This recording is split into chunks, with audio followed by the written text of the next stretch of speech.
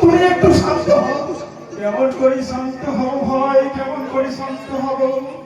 তুই বলতে পারিস ভাই, জীবন আকাশ থেকে হারিয়ে গেছে আমার স্বপ্নের রাতগুলো। তারপর এই অশান্ত বঙ্গে, এই হিংসার পৃথিবী থেকে চিরবিদায় নিয়ে চলে যেতে চাই রে ভাই, চিরবিদায় নিয়ে চলে যেতে চাই। কোথায় যাবি রে ভাই? আদি তুই আমায় ছেড়ে কোথায় যাবি বাবা? আমি তো তোকে যেতে দেবো না রে। আমি তো তোকে আমার হীরাই রেখে দেবো রে, যেতে দেবো না। মাগো, তোমরা আমায় বাধা দিও না মা, তোমরা আমায় বাধা দিও না। আমার প্রীতি হয়তো ক্ষত বিক্ষত হয়ে রাস্তায় রাস্তায় ঘুরে বেড়াচ্ছে।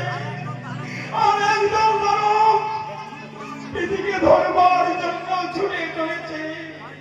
ভয় নেই প্রীতি, ভয় নেই, আমি আসছি প্রীতি, আমি আসছি।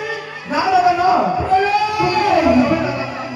মাগো মাগো, তুমি দাদাকে আটকাও না। শান্ত হও, শান্ত হও বাবা। সর্বোচ্চ ছিঁড়ে নিলে আমি আমার মুখ থেকে কখনোই ছিঁড়ে নিতে দেবো না মা। আমার দেহে প্রাণ থাকতে আমার দিদিকে আমি ফিরিয়ে আনবই মা, ফিরিয়ে আনবই।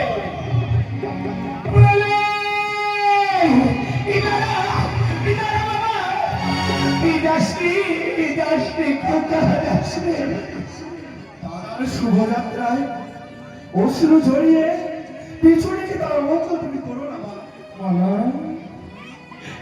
বাবা, ওই যে বাড়ির বউ যদি আমার খাতারি কোনো ক্ষতি হয়,